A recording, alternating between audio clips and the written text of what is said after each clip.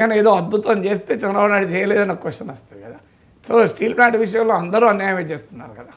Right sir. ఇక special status మీద ఎవరు కూడా మాట్లాడడం లేదు కదా సార్. గతంలో అందరూ మాట్లాడిన వాళ్ళే. పవన్ కళ్యాణ్ రెడ్డి పాచిపోయిన లడ్లు అన్నారు. చంద్రబాబు నాయుడు అయితే ధర్మ పోరాట దీక్షలే చేశారు. ఆ తర్వాత జగన్మోహన్ రెడ్డి అయితే అదే నినాదంతో 2019 ఎన్నికలకు వెళ్ళారు. కానీ గత 5 ఏళ్లలో 2019 నుంచి 24 మధ్య కాలంలో జగన్ కానీ ఈ ఏడాది కాలంగా బాబు అండ్ పవన్ కానీ స్పెషల్ స్టేటస్ మీద అడగట్లేదు సార్. ఎందుకు అది ఎవరు అడుగుతలేదు కదా. కొత్తగా ఏముంది అందులో క్వశ్చన్ ఏముంది? అలా జగన్ అడిగాడా? 10 ఏళ్ళుగా అదే తంతు కదా. అందువల్ల ఇక్కడ ప్రత్యేకంగా ఇప్పుడు జగన్ నిలదీయడానికి కూడా ఏముంది? ప్రత్యేక హోదా ఇప్పియలేదని అడిగితే కూడా ఎవడు పట్టించుకుంటాడు, ఏం లేడు. ఎందుకంటే ఆయన కూడా 5 ఏళ్ళు ఏం చేయలే కదా. ఈ 10 ఏళ్ళుగా అన్ని పార్టీలు ఒకే వైఖరి కదా. Right sir. గతంలో మనం చూసాం 2014 ఎన్నికల్లో టీడీపీ, బీజేపీ అండ్ జనసేన ఈ 3 పార్టీలు కలిసి పోటీ చేసి గెలిచాయి, అధికారంలోకి వచ్చాయి. ఆ తర్వాత విమర్శలు చేసుకున్నారు, విడిపోయారు 3 పార్టీలు కూడా. ఇప్పుడు 2024లో కలిశారు.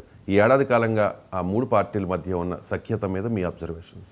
3 పార్టీల మధ్య పెద్ద విభేదాలు రాష్ట్ర స్థాయిలో ఉన్నాయని అనుకోను. నాయకత్వ స్థాయిలో సమన్వయంలో ఎలాంటి లోపము లేదు. చంద్రబాబు నాయుడు పట్ల పవన్ కళ్యాణ్ గౌరవం ఇవ్వడంలో కానీ, పవన్ కళ్యాణ్ పట్ల చంద్రబాబు లోకేష్ల గౌరవం ఇవ్వడం కానీ ఎక్కడా తేడా లేదు. కానీ డెఫినెట్గా జనసేనలో ఉండేటువంటి భావన ఏంటంటే, మేము ఇది పవన్ కళ్యాణ్ వల్ల సాధించాం అని చెప్పుకోవడానికి మాకేముంది అన్న భావన జనసేన క్షేత్రంలో మొదలైంది. ఇప్పుడు ఈ పని మేము పవన్ కళ్యాణ్ వల్లనే సాధించాం అని ఆంధ్రప్రదేశ్లో ఏది చెప్పుకోవాలి? ఒక్క ఉదాహరణ చెప్పండి మాకు. పవన్ కళ్యాణ్ వల్ల ఇది సాధించామని. సో అందువల్ల ఈ ప్రశ్న డెఫినెట్గా ఉత్పన్నమవుతుంది జనసేనకులు. అలాగే క్షేత్రస్థాయికి వచ్చే వరకు ఏంటంటే, ఆయా నాయకుల స్థాయిలో, నియోజకవర్గ స్థాయిలో ఆ రకమైన పోటీ అయితే ఉంది. ఎందుకంటే ఒకరికొరకు ఒకరు సీట్లు త్యాగాలు చేసుకోవాల్సి వచ్చింది కదా. సో ఆటోమేటిక్గా మీకు జనసేన లేకపోయినా మేము గెలిచే వాళ్ళం కదా, మా నాయకుడు అనవసరంగా ఈ జనసేన బీజేపీలతో పెట్టుకుని మాకు సీట్లు లేకుండా పోయింది కదా అనేది క్షేత్రస్థాయిలో మిత్రపక్షాల వల్ల పదవులు కోల్పోయిన రాజకీయ నాయకులు వాళ్ళ అనుచరులు ఉంది. కానీ తెలుగుదేశం ఓటర్లకు అదేం సంబంధం లేదు కదా.